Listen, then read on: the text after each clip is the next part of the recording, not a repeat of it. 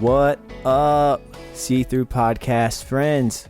Welcome to the 20th episode of the podcast. The See-Through Podcast is a podcast that creates transparency on disabilities and the champions with them. And I am your host, Lance Johnson.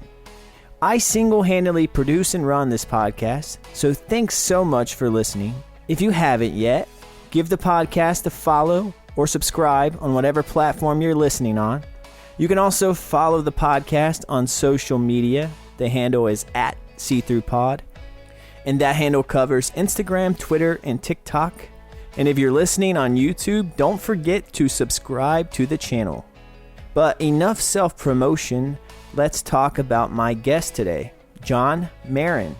Jon is the program director for the Career Discovery Project in New York City, which is a year-round internship program that connects blind and visually impaired high school and college students with career-based work opportunities. Jon is also a first-time author, and he just completed his first book, which is titled See Us. See Us is a photographic journey of 6 visually impaired young adults from New York City that are balancing their lives between work, home, and school. Jon and I talk about the Career Discovery Project, See Us, and how they connect. And we also talk about his personal story as someone who is considered low vision.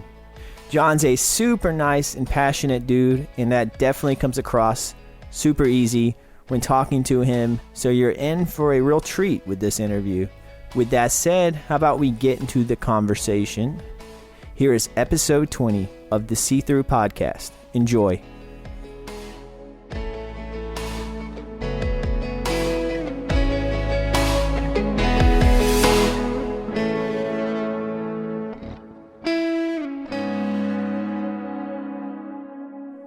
What's up, Jon? How's it going? Good afternoon. Glad to be here. Thank you for having me. Well, thank you for talking with me. You're here in New York as well. Where are you at? I'm in the Bronx. Oh, okay. Yeah, you're quite a ways from me. Yeah, I'm all the way up in the northeast Bronx. I'm even quite a ways from my friends. Wow. Yeah, it makes it very difficult for people to get up here. But yeah, I'm in the Bronx, but everything I do is citywide, man. Are you from New York?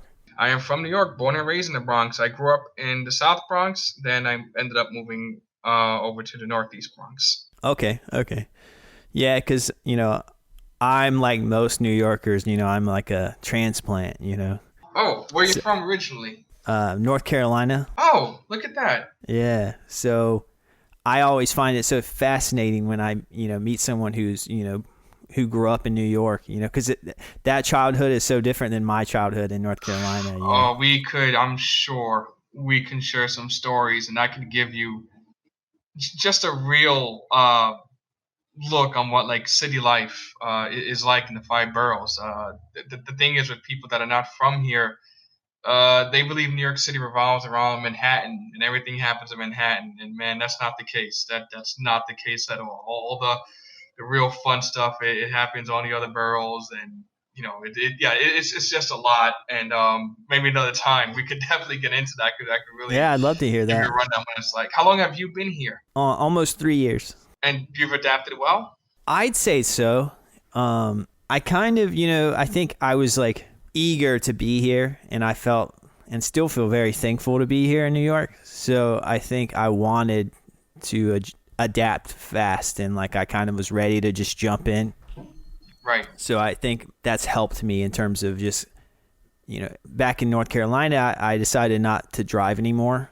Right. So the fact that, the subway, it has pros and cons, let's be honest, but I'm always just so happy I can get around, with on my own and have some independence, Yeah, I mean, you really don't need a car if you live in this city. The subways go everywhere. We have the ferries, the buses.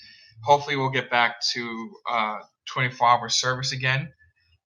Yeah. I mean, I know you've only been here 3 years. I don't know if you really experienced the city that never sleeps. I remember one time back in the 2010s, between 2000 and 2010, whatever. It was like a Wednesday night. It was 2 a.m. I was coming home, and the subways are jam packed. Yeah, yeah. It's so, and I remember for some reason, like that moment, as long as I lived here and I'm 39 years old, like that's when it hit me like, man, I live in New York City. Like it was just that moment. I'm just staring at the train, and it wasn't a delay or anything like that. It was just Yeah. people coming home, going to work, on a Wednesday night. It was really, really something. Oh yeah, I've had several moments like that, and sometimes I forget that I live in New York, and then I'll be on the train or I'll be in like a taxi or I'll see something bizarre, and I'm like, oh okay, I do live in New York City. Well, 'Cause hopefully, you'll get some time to really explore the other boroughs. The Bronx is pretty cool, even the South Bronx. With the changes that are happening now. So, there's a lot to see out here. definitely. So you are an author. That's right. First time author. Yes, and you are a program director for the Career Discovery Project. That's right. And the Career Discovery Project, for those listening, is a year-round internship program that connects blind and visually impaired high school and college students with career-based work opportunities. I'd love it if you could, tell the listeners about what you do with the Career Discovery Project. Sure. So the way it works, I get students referred to me by the Commission for the Blind, and they send me referrals for students that are considered work ready. So there would be like high school juniors, seniors, and college students. If they're in high school, they have to be college bound. So they have to be, a little academic because these internships, quite frankly, are not like some of the um, other work experiences that agencies give to the blind and visually impaired. So these aren't easy jobs. Career-based work, interest-based work, and they're not sitting around getting people coffee or stuffing envelopes. So it's year-round. Some of the students work after school. They work on the weekends. The summer, it's a lot more flexibility. They get paid the minimum wage. They get paid by the hour, bi-weekly, so they get they get some paychecks into their bank account, which is nice, and they learn how to manage and budget their money. These work experiences look tremendous on their resume, especially for a high school student that's going to college. If they're in my program, by the time they're a freshman year in college, they probably have 2 or 3 internships already on their resume. And most college freshmen don't have any work experience. So now these students are already ahead of some of their classmates. Yeah, I was gonna say, like, I just clicked with me that these internships are with high school students, and not typically, internships are with college, Right. students. So that's fascinating, and I think it's never too early to get experience, because I think that experience will help you figure your path out quicker, what you're into, what you're good at, what you feel like you could be passionate about. Do you agree with that? Yeah, totally. And I was about to say, like with the high school students, most of the high school students, they're not really sure what they want to do yet. So once they start in my program, and I assess them and I speak with them and I do some vetting and I kind of narrow down a couple of places they might be interested in, I'll get them a work experience, right? The Yeah. college students, they already have their major set up, so they already have an idea of what type of work they're looking for. Yeah, I agree. And you touched on something earlier. You said it's not like stuffing envelopes or getting coffee. Do you think that the general public views the visually impaired community's potential for employment to only kind of fit within tasks like that? Do you feel like there's a limited viewpoint on what the visually impaired community can offer in terms of their skill set? Yeah, there's definitely a stigma that's still out there. It's hard to break because obviously you don't really see many visually impaired people working in regular jobs. You don't usually see them around in the offices and things like that. So uh, my program, I would hope, is starting to slightly make a dent, and try to erase that stigma. I know all the students that come through my program, and I probably served over 100 by now. We've been around since 2016, I believe. So Okay. 6 7 years almost. Um, So yeah, we're trying to get rid of that stigma. When I get a new partner site to partner with my program, partner site is someone that provides a work experience for the students that I send over for interviews. Yeah. Usually, they're always very surprised, and they're very open to it. They love the opportunity. They're getting extra help. Um, they learn from the students that they're working with, and the students obviously learn from their worksite supervisors and their coworkers. So it's a big benefit for everyone, for everyone involved. But yeah, I mean, the more that these students are working and they're out there, then the more progress that will be made in erasing this stigma and you know, changing people's minds and getting away from what I like to call an innocent ignorance. A lot of people, a lot of people have never met a visually impaired person. So when they see one for the first time, they don't know how to react. They're trying to be helpful most of the time, but not Hmm. like they get training for it, like I have, you know. So yeah, it's just an innocent ignorance, and I think most people are they have they're just trying to be helpful, and they'll learn, they'll figure it out the more experiences that they get.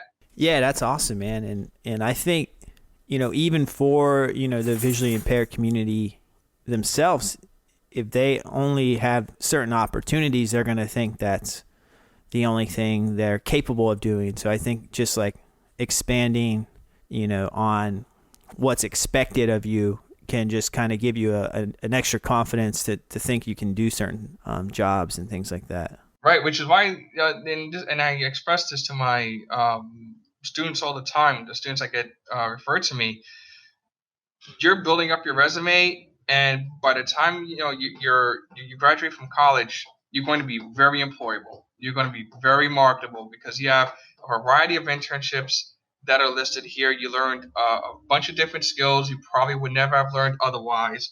So take advantage of this program. If you're in it, take advantage of it, learn from it, and you'll definitely benefit from it. Yeah, I agree completely. And what kind of internships have you been able to set up interns with? Oh man, there's so many cool examples. So it depends on what they like, right? So someone that's into media or radio, I'll find them an internship at a radio station, and I have a student there right now on the Carrie's Corner radio show, and he's doing their social media. He's helping with the production of their new internet show that's coming out. He went in there. He's in college. He since the first day, and he started earlier this fall, and he just took it by storm. And I went to watch him work, and it was just unbelievable the way he was just taking control of the situation. He never had a job opportunity like this before, and he's flourished. The Museum of the Moving Image, and they had two of my interns this past summer, and they were holding Zoom sessions for after school programs, and they were also helping out with marketing and making the website and programs more accessible for the blind and visually impaired. There's a small arts organization called Paint House. They've been taking my students since the summer as well, and they offered one a voiceover internship. She has a great voice, and she's into acting and characters, and they had to do some voice acting for them. And now they're getting another student who's just an amazing artist. She does work with pencils or digital art, and they want to onboard to start hopefully in the next 2 weeks, and she's going to help create some characters for their program. That's amazing. Yeah, it sounds like very unique things, and I love hearing that kind of thing because I love it when, most people think that there's no longevity or careers in the arts, and I just love when people prove that wrong. Yeah, you know? yeah. So it did like with that student, for example, when we met, and she said, she's really into art, she's really into drawing, and she would like to work with an arts organization. I said, yeah, I know the perfect spot for you.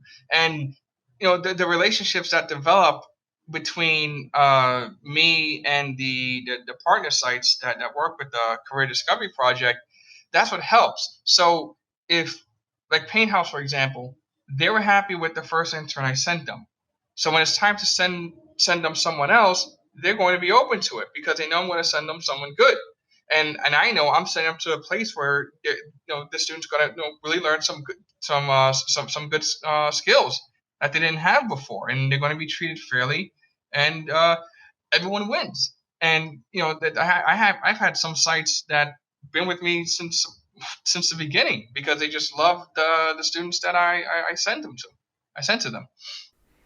Yeah, so you build like this rapport with certain organizations, and you keep supplying interns to them. That's awesome. Yeah, I hope you keep expanding that. If I think of any organizations that maybe could use that help, I'll let you know too. Yeah, work since students have been working remotely this past semester, and usually the students would work on site under normal circumstances, but I had to readapt the program because of the COVID restrictions and the shutdown. So in the fall, most of the students were all working remotely, except the student that was at the radio station. During the Mm-hmm. summer, all the students were working remotely, and because they were working remotely, I was able to get sites in New Jersey, Pennsylvania. So it's like we're expanding remotely already. So remote work, obviously, this was going to happen eventually in terms of people starting to work from home and things like that. I think the whole pandemic just gave it a big push and rushed it ahead. But this was always a way. I work from home. I've been working from home since I started this program. I kind of have to. My students go to schools in all 5 boroughs, right? My office is in Staten Island. The students work in all 5 boroughs. So it makes no sense for me to, be stuck to my chair at my office in Staten Island when I have to be out on the field sometimes. So I've been working from home from the beginning. So when these students started working from home, I was able to give them a couple of pointers. I just had to make sure they had the proper technology to get their work done. Yeah, that's interesting that you had a head start. I'm new to working from home. I've had a few. I'm a freelance video editor, and I've had a few jobs where I work from home, so it's not completely new, but just an entirely like work from home setup has been, to be honest with you, I've enjoyed it. Yeah, I've always loved it. Especially like the main school where I get the majority of my students from, the New York Institute for Special Education. It's like 3 subway stops from my house. So Okay. yes, there were times it's like 10, 11 in the morning, and the guidance counselor will email me, and she said, "Hey, can you get here by 1 o'clock?" Sure. And I just got on the subway, and I'm there in no time. Yeah, 'cause that's no easy task. You said you have students in each borough, Hmm. so Yeah, it before. could take over an hour. Like, for example, if you came to visit me here in Brooklyn, it would take you over an hour to get here. Yeah, just about. I mean, um, yeah, and that's how it used to be. I used to just, depending on what school the student went to, I would, get on that subway, sometimes a subway and a bus to go see them and work with them a little bit. And yeah, it's like, it's the kind of thing I really miss most about the programs, being out in the field a lot, because I was always visiting, different work sites, different schools, different students. Now I have to do everything virtually, uh, which obviously I don't like because this is a very person-centered program and there's a lot of Hmm. nurturing involved. So, I've had students with me since the 10th grade, up until they finish college. So, but yeah, I rather obviously, I miss the socializing in person and sitting there with them, working with them, practicing interview skills and things like that. Yeah, I bet. And I was going to ask you, do you think, with this newfound work from home situation that most people are most companies are learning that working from home is effective, and a lot of companies are kind of ditching their offices and they're going to shift more to a work from home type of setup. Do you think that's advantageous for the visually impaired community, or do you think it's going to be a disadvantage for the visually impaired community, especially like maybe when it comes to your interns and the internships they're looking for? Yeah, you know what? That's great. And I think it's a little mixture of both because some of these students they're already sheltered, right? Some of the parents they just love to keep them home. They're worried about them traveling on their own. That's why when I do meet a student, I ask them if they're an independent traveler. That means they've been cleared to travel. They had some travel training so they could take the subways and the buses on their own. Um, so being stuck from home, it's not going to help improve their social skills when they're meeting with employers or working with customers.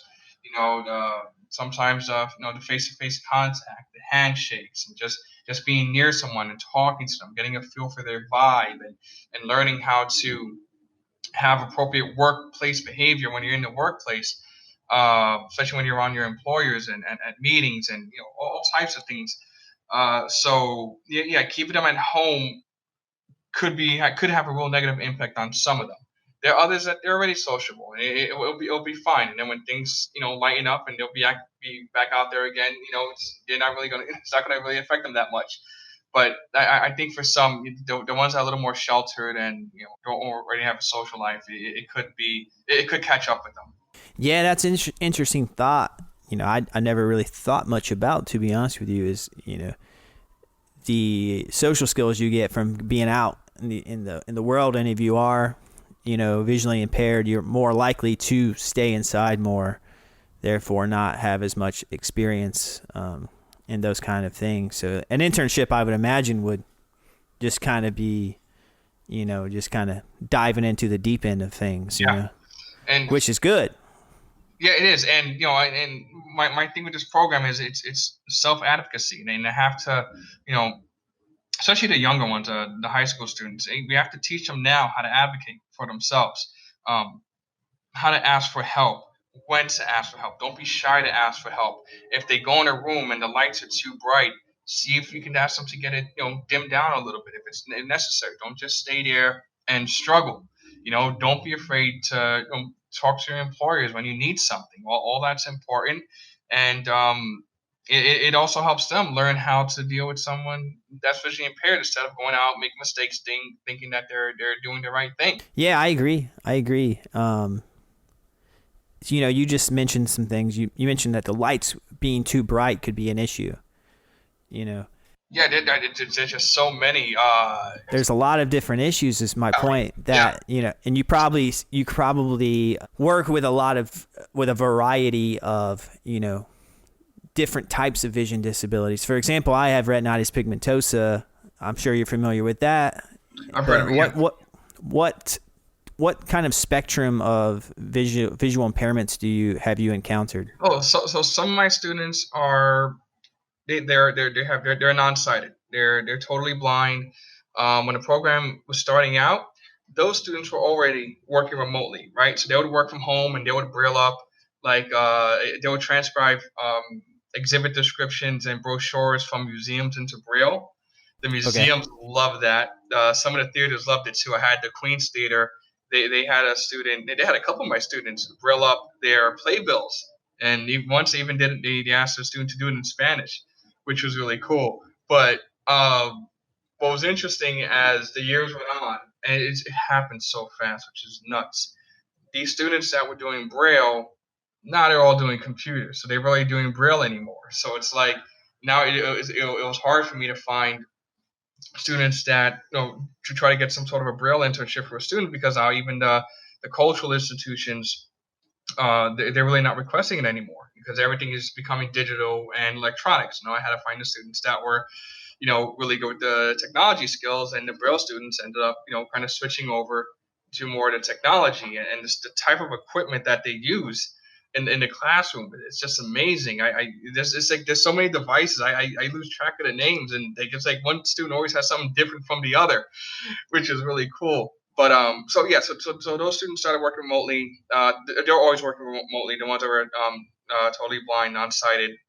The ones that had some vision, they would work on site, and their visions varied. It was just some that just couldn't see, really small print or from a far distance. But we always made sure whatever their vision was, that they would be accommodated, and this is where the self advocacy comes in.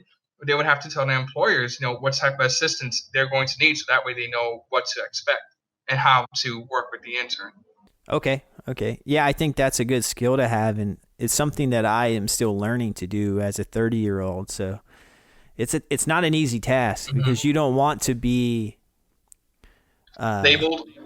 viewed as like in your mind. You don't want to be considered like labeled or considered difficult to work with. You Right. know? Yeah, and sometimes before I even send over like a resume to a job site that's interested in an intern. Um, they will ask me, and how do I work with this person? What type of what can I do to make their job easier? And I would tell them during the interview, the student will tell you because I can't speak for them. That's their personal experience, and they'll let you know what accommodations they might need. And then the work sites are always open to it, which is great. They let them enlarge the font on the computers. If they have to install JAWS, they let them install JAWS. Like they've been great. That's good to hear. So it sounds like you've had mainly you like completely blind interns. Is that No, I have accurate? Or is no mixture of both. Mixture of both. mixture of both? Yeah, mixture. Okay. I usually most of my students though have some. They have some vision. Okay. Have you had any students with retinitis pigmentosa? Not that I can remember off the top of my head. Okay. No, I'm always curious because I usually don't know what their vision problem is until I start talking with the student, and then they'll tell me. But it's not something that I'll like take a note of. You know what I mean? It'll just come out as we're talking, and because it's important. Then that way I know what type of work would be suitable for them, and they know what type of work would be suitable for them. So we kind of meet in the middle, and they'll let me know. Look, well, I would feel better if I'm doing this because I could see that, and so on. So yeah, they're very open. Yeah, that's good to hear. Yeah, I think do the employers ever get surprised by what these interns are capable of doing? A lot. Recently that happened with the Brooklyn Children's Theater. I had a student. She was working their after school program. She was running it via Zoom, and it got to the point where the supervisor he emailed me, and he was like, I have to find I don't want to say her name, but that's all right. I have to find the student more work. I have to give her some more difficult to do because she's already excelled in this, and this is like easy for her now. And she's a high school senior, and so she blew him away easily. Then I have the student at the radio show, which I talked about earlier. He just took over the whole thing, which was great, and that's why he got promoted to now work on their internet show. And I had a couple of students get offered full and part-time positions after their internship because they did so well. Yeah, that's amazing. I'm always a big advocate for like hands-on types of activities. It's way more important. Like don't get me wrong, education's important, but in my experience, internships and actual job experiences is key to just like securing work. And I try to take as many internships as I could in college. They really start to lead the way, and I wish that. I mean, I'm kind of glad I'm really the only one doing it because I have I have the flexibility, and I've been through it anyway. I've seen it when I used to job coach. Like I would be at Toys R Us, and the student is stocking shelves, and yet he's majoring in computer science. It's like, why the heck do you got him doing this? This is ridiculous. He should be at an internship with a tech company, or like come exactly. Students stocking vending machines that were into audio engineering. So why is he here stocking vending machines? Did anyone ask you this is what you really wanted to do? So this is before I became a program director. So that was always already inside of me. But I guess like the seeds were planted. So when I had the chance to work with the Career Discovery Project, first as a program assistant before I got bumped up to director, I was already like, okay, if we're going to do this, then we got to see what these kids want to do. Because I don't want them to go through what I've already seen while I was job coaching, man. That was just brutal. It makes no sense. It's not fair. And it's lazy on the part of the agency that they're not taking out the time to really find some of these students some more suitable work that they would benefit from. Yeah, I agree. When I say hands-on experience, I want to confirm that I mean what you were just describing. Experience that pertains to what you're interested in. It doesn't make sense to that. Part-time work, sure. That's just for some extra money. Yeah, right. But like an internship that's supposed to like help you progress. It should match your career goals. I totally agree, and that's why I was just so glad. I think that's why this program, um, when I took over, why it took off so rapidly. I was already in within the community. You know what I mean? I already had a bunch of relationships with counselors at the Commission for the Blind. I already knew some students, from my days of job coaching, and I was job coaching for a while. So, once I took over, it was like, okay, I'm in this great position now, and I made the best of it.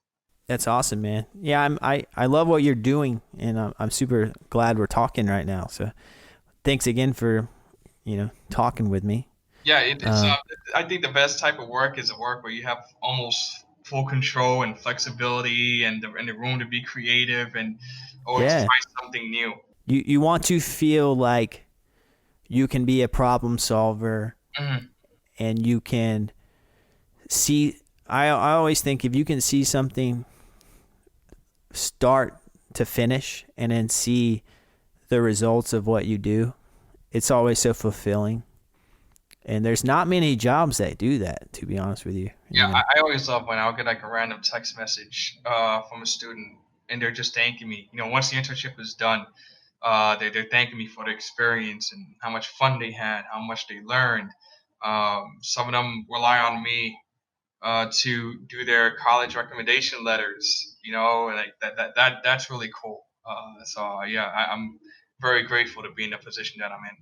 That's awesome, man. And yeah, let's talk about you a little bit more. You have an interesting story from what I've talked to you about when we were emailing back and forth before talking. You have an older brother, who is legally blind, That's right. and your vision is. It sounds like you have you're nearsighted. I don't know. All I know is I can't see from far. I man, last I checked when I had an eye doctor's appointment, they said it was something with my retina. My right eye is a little bit better than my left eye. I'm not legally blind, but I would imagine I'm low vision. Uh, Yeah, as you know, I attended Lavelle School for the Blind from 1989 to 1995. My parents worked some magic. They got me in there because my older brother was a student and he's legally blind. So he definitely had to be there. I think around 94, 95, school administration kind of figured it out. And they're like, you know what? You're better off in public school. So they transferred me out to public school. After that, I just needed a pair of glasses and then I was fine. yeah. So what was that like? That's an interesting story. Like, not many people go to a school for the blind Hmm. and then basically are told that you have too much vision and then you have to transfer to a public school. What was that transition like? Oh gosh, it was I was scared. I always thought public schools there was bullies and all these bad kids. And coming from Lavelle School, there was about 4 or 5 kids in the class, and the way it was is you're with that class pretty much from first to like 12th grade, unless someone moves ahead or gets left back or something like that. So at Lavelle, you grew up with those kids to like all your school years, and that's why a lot of friendships, a lot of relationships were made, and people were very close to each other. So when the school started transitioning, because there was a couple of students like me, I wasn't the only one. There was a couple like me that were there, and when they started to transition us out to the public schools, and when I got to the public school, I had my glasses, and I would even like the classrooms are huge, and at least in New York City public schools. I don't know how they were in North Carolina. And I had my glasses on. I'm like, all right, I can sit in the back. I can still see the board, and I couldn't see anything. I still had to sit in the front. Um, Sometimes I would even get up and walk to the teacher's desk and sit in front of it, really quick and just, take some notes and go back to my seat. Some of the kids would make fun of me because of that, because they didn't understand, but whatever. I expected that. Um, but I adapted quickly. I adapted quickly. from middle school to high school and college, and it was fine after that. But at first, it was pretty scary. Yeah, I think adaptability just comes hand in hand with, the disability community. I think the disability community is like the most adaptable, just like group of people I know. What would happen was, my middle school had a resource room, and they actually had other visually impaired students in there. So I would go there maybe like once or twice during the school day. I met my best friend there. We're still friends to this day.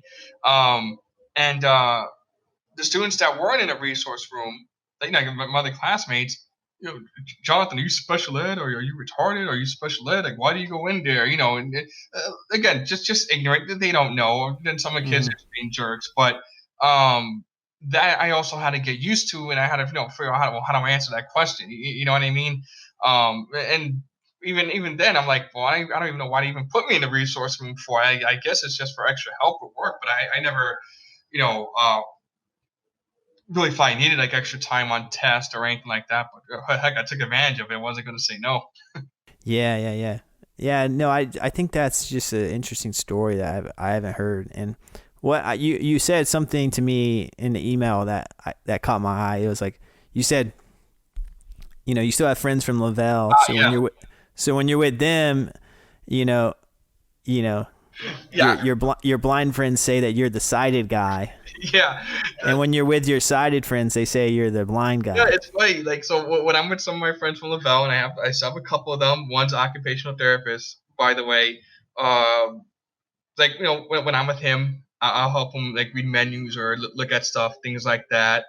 And then when I'm with my sighted friends, it's like, hey man, what does that say up there? Like if we're at a restaurant or a brewery and we're ordering something and I can't see the menu, like I'll ask them. It's usually because something that's just like too far away for me to see.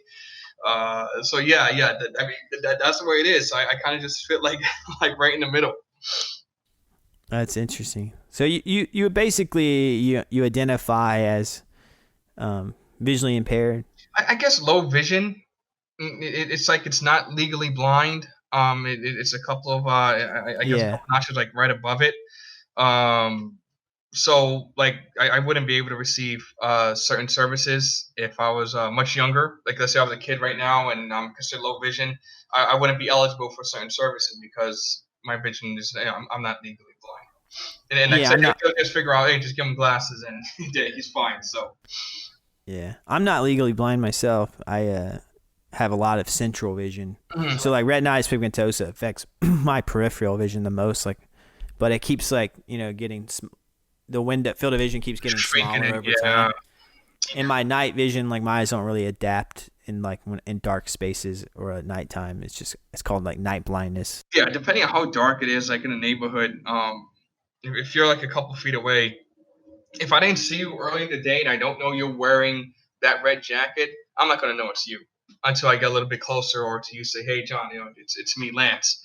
That kind of sucks. I could drive a car during the day if I know the neighborhood, because then I don't gotta really pay attention to the street signs because I can see the traffic lights just fine. I can see people crossing the street just fine.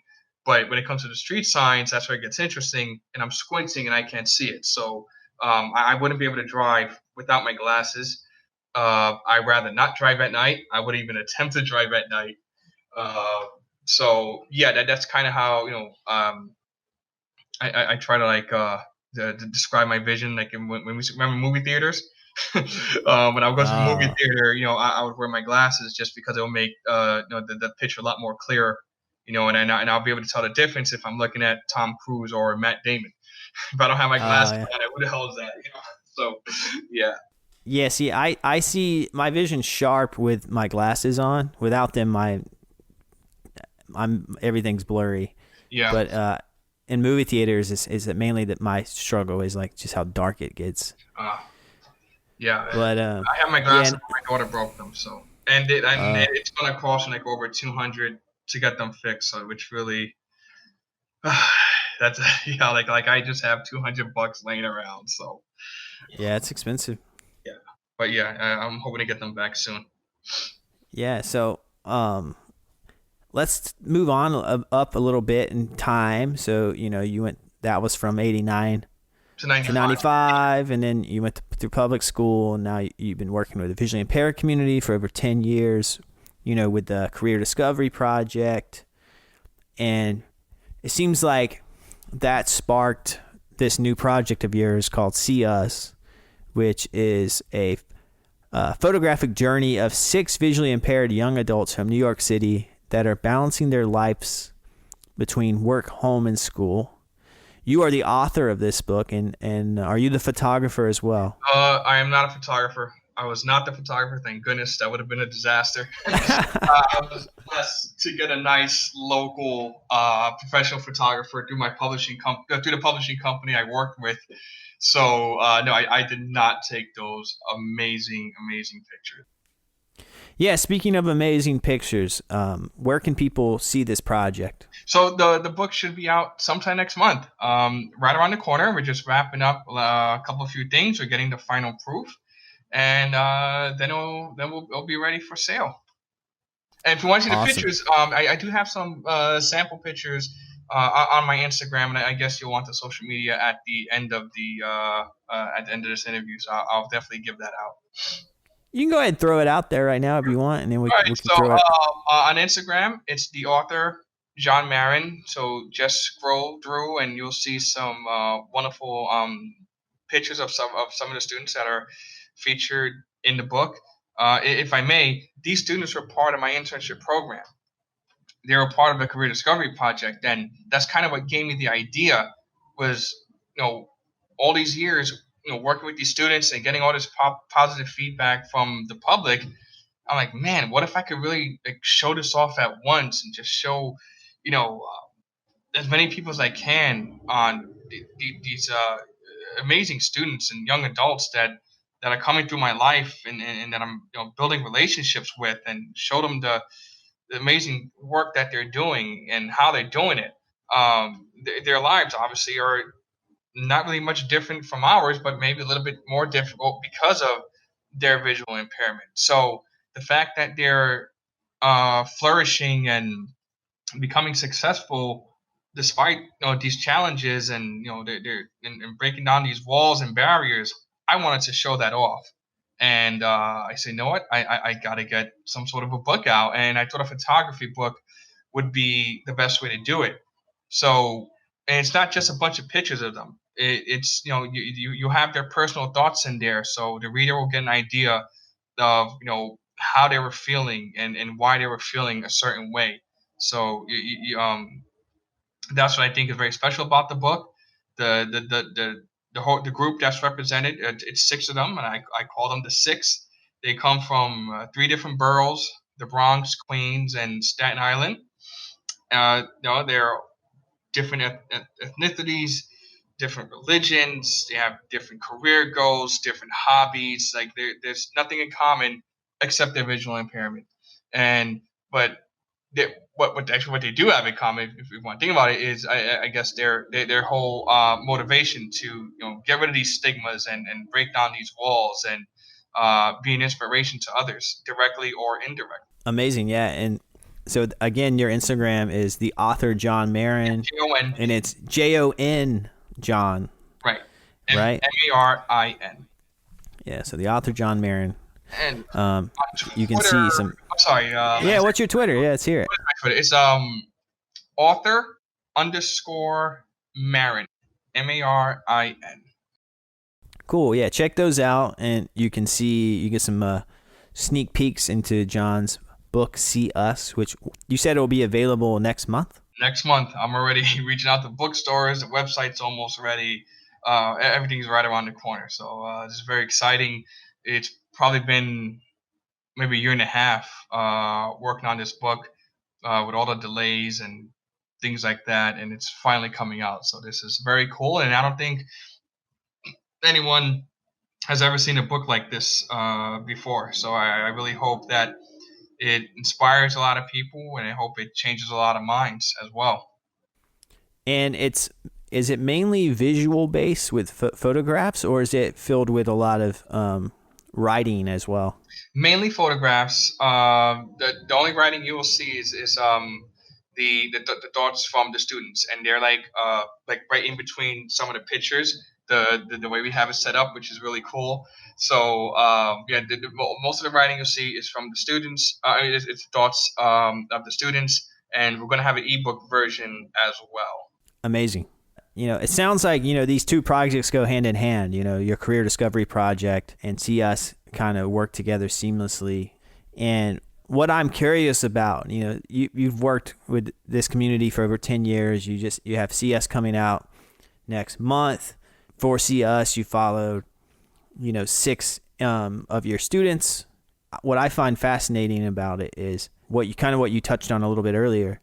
Not only are they balancing their lives between, work, home, and school, but, they have different factors, such as just different neighborhoods they live in, different religions, different probably level of incomes, different ethnicities, and that kind of variety probably you kind of get to see firsthand outcomes come from each student. While each person has something different going on, what commonalities do you see between each student? Basically, they're all goal oriented. They all know what they want to do. They know what they know their respected career goals are not going to be easy. Uh, I feel some of them, they've expressed that some people have told them their career goals are not realistic, but Mm-hmm. they're already proving them wrong. I have a digital artist that's featured in that book, and she's already, with the help of my program, she's already on the right path to getting the type of work she's looking for. She'll be in college, next year. So it's mainly their drive to succeed that they all have in common. And as the book says on the cover, they all have a shared vision, and they all know what they want, and they want to be independent, and they want to show people that their visual impairment is not stopping them from doing anything. They know what they want to do, and they're going to do what they have to do to get there. Yeah, because I'm sure and I agree. I think that it's amazing to hear that that's the one thing in common. Because everyone has a different personality and everyone has different factors. So I'm sure you've kind of are very I guess what's the word? Nothing's probably new to you at this point in terms of you've worked with so many different types of students that you kind of understand like any obstacles they're going up against, and you kind of know the one thing that everyone has in common, and that's your goal, and that's your mission to help them get to where they want to be. Yeah, and there's 6 students in the book. They also go to different schools. They don't only 2 of them knew each other. Okay. Yeah, only 2 of them knew each other, and the other ones met each other when we were doing video shoots for like the book trailer and stuff like that, which was really cool. So I'm yet to have all 6 of them in a room at the same time. that has not happened yet, and I'm looking forward to that happening soon. Yeah, I think that would be cool if you had them all in the room together. That would be a good interview, like they interview each other. Love that. Yeah, I would love something like that. That would be really cool, and I hope that happens later on, sooner than later. Yeah, and I think that would be interesting too, because I bet you once they started talking to each other, even though they have these differences, they would after a conversation began to flow. I think they would all realize how much they have in common. Yeah, they would hit it off. Yeah, absolutely. And one's away in college right now. She's she's doing it from home, but normally I think she would have been upstate. So yeah. Hopefully I just get them all all together. That'd be really nice. That'd be a great photo too. It would be, yeah. So yeah, I think you have CS coming out next month, is it going to be available digitally, or are you looking at it to be in store? If so, what stores? Yeah, so it's going to be in stores. I've been harassing bookstores like crazy over the last 2 weeks. So far, so good. I'm just waiting to get some official word that yes, we'll carry the book. So it'll be available in bookstores. It'll be available on my website, which is not launched yet, but the name of the site is IamJonMarin.com. It'll be available on the website. It'll be bookstores, and yeah, we're going to have ebook versions as well. Awesome, right on. So yeah, if you're next month when CS comes out, you can find it in select bookstores, hopefully, and if not, just go to IamJonMarin.com. IamJonMarin.com. So that's JonMarin.com. So yeah, man, I think I love what you're doing. I love both the Career Discovery Project and I love your CS project, and I'm glad we connected, Jon. And I wanted to ask you. We talked about both of those projects, but I like to have each of my guests give a shout out to a nonprofit or charity or some sort of organization that they want to put on people's radars that maybe it isn't on people's radars. Feel free to, even self-promote yourself. Don't feel bad if you do. So the Career Discovery Project is part of City Access New York. So that's the organization that I work for and the organization that the program is under. We have other programs that work with people that have disabilities. We're a nonprofit. So if you go to the website, cityaccessny.org, there is a donate button. So if someone would like to donate, they could definitely go to the website and they could do it. Amazing.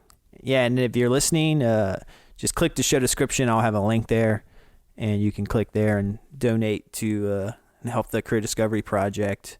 Yeah, and I hope your book is very successful. I look forward to reading it. And is there anything else? I mean, I think we covered quite a bit.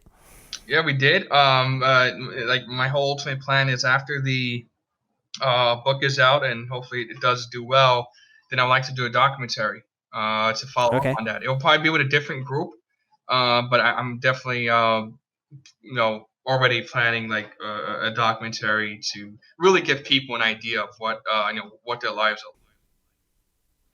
Yeah, right on. I think a documentary would fit perfect for that. And, yeah, maybe hit me up if you need an editor for it. Sure thing. Yeah. I have so many people that are already offering to help me. It's very flattering. I love it. But they love the idea, and they know it's going to be pretty cool. So I may have to start doing interviews myself.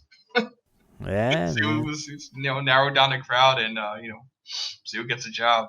Yeah. Well, I think you have a great and pure heart, Jon, and I'm happy that you exist, and I'm very thankful for the work you're doing. I appreciate it, Lance, and thank you for giving me the opportunity to be out there and talk to the public about this. So much more to come, and there's so much we didn't cover. Yeah. So hey, whenever you want me back, I'll be back, man.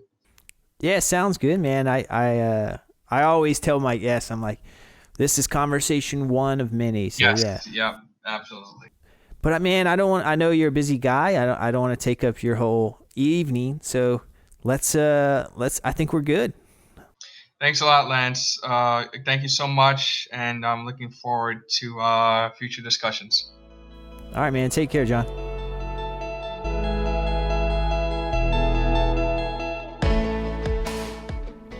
And that does it for episode 20 of the See Through podcast.